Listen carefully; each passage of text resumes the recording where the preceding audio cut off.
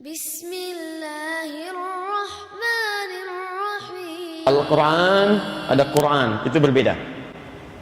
Al-Quran misal, Quran surah kedua, ya, Al-Baqarah, ayat 185, posisi paling kiri di pertengahan. Syahrul Ramadan alladzi unzila fihi al-Quran, ada alif lamnya. Al-Quran.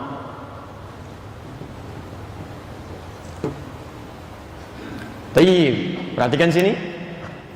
Saya mulai dari sini dulu ya. Quran al-Fajri.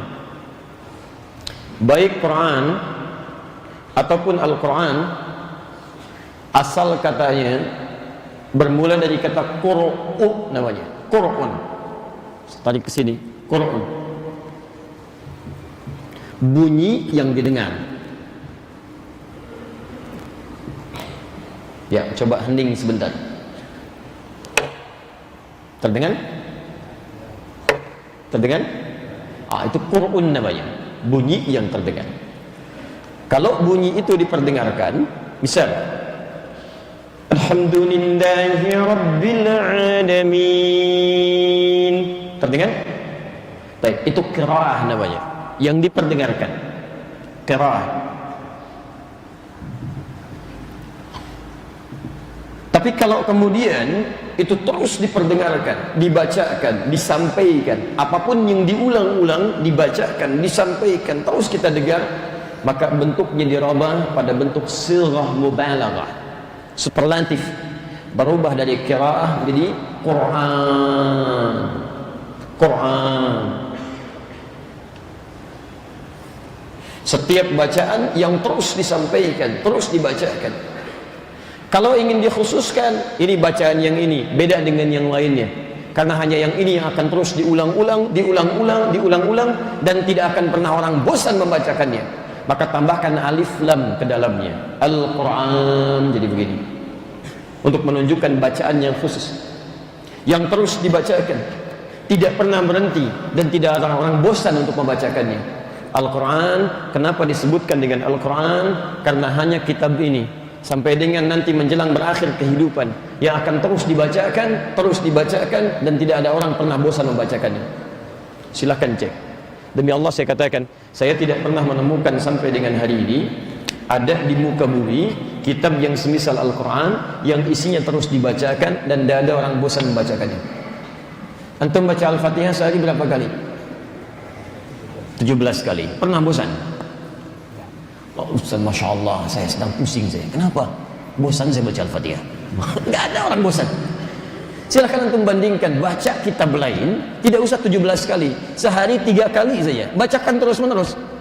Ini ada orang sudah puluhan tahun, 10 tahun, 20 tahun, 30 tahun, 70 tahun. Setiap hari baca Al-Fatihah, 17 kali dalam sehari, tidak pernah mengeluh. Kalau Al-Quran bukan firman Allah, mustahil dia bisa bacakan itu.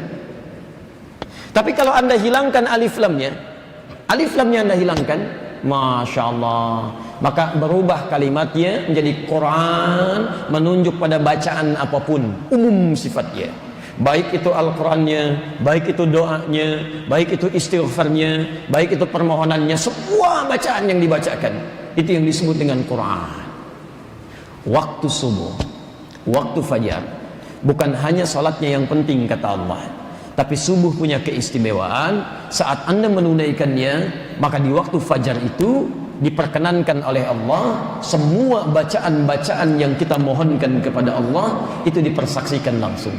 Inna Qur'an al-Fajri kana mashhuda. Semua bacaan yang dimohonkan di waktu fajar, baik itu salatnya, baik itu istighfarnya, baik itu doanya, baik itu segala zikirnya, Masya Allah, itu semua bedanya dengan waktu salat yang lain, langsung seketika dipersaksikan.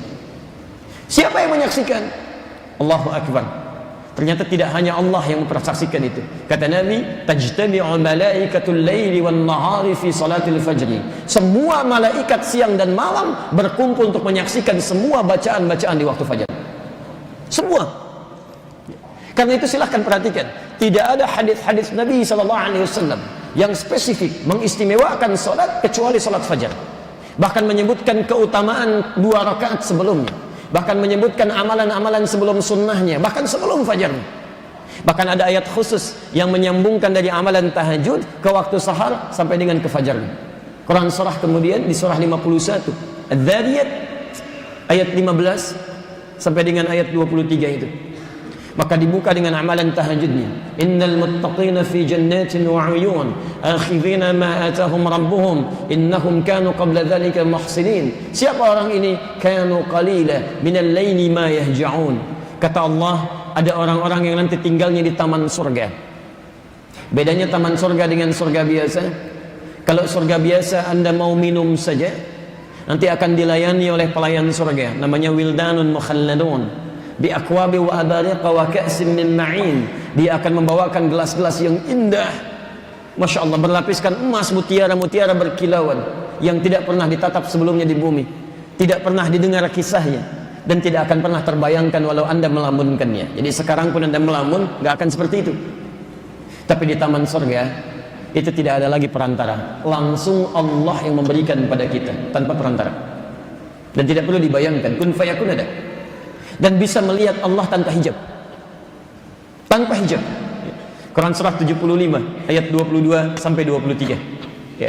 Posisi paling kiri sebelah atas, lihat kalimatnya, wujuhu yawma idzin nadhirah.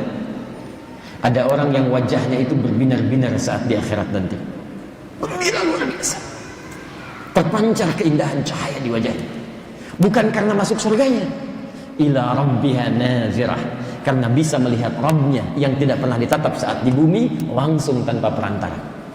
Taman surga. Apa amalannya? Kanu qalila minal laili ma yahja'un. Mereka itu sedikit tidurnya, malamnya mereka hidupkan dengan ibadah, tahajud. Ingat di kalimat Quran, kalau kalimat Quran sudah disampaikan, maka tidak boleh ditambah, tidak boleh dikurangi. Ditambah nanti hukumnya berubah, dikurangi menjadi repot. Kata Quran, sedikit tidur itu ahli taman surga. Sedikit-sedikit tidur tidak. Awas, antum nggak usah tambahkan ya.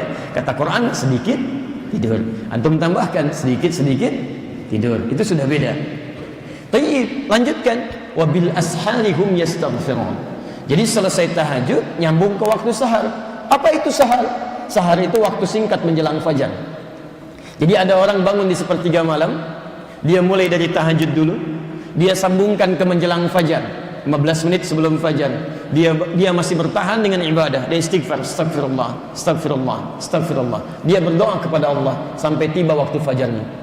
Itu kata Quran, semua amalan yang ia kerjakan itu ditafsir oleh hadis Nabi sallallahu alaihi wasallam yang tadi kami sebutkan.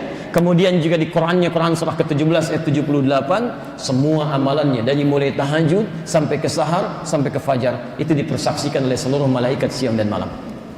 Sampai tiba waktu fajar, kata Nabi, hadis riwayat Muslim nomor hadis 724, raka'atul fajri khairum minad dunya wa ma fiha.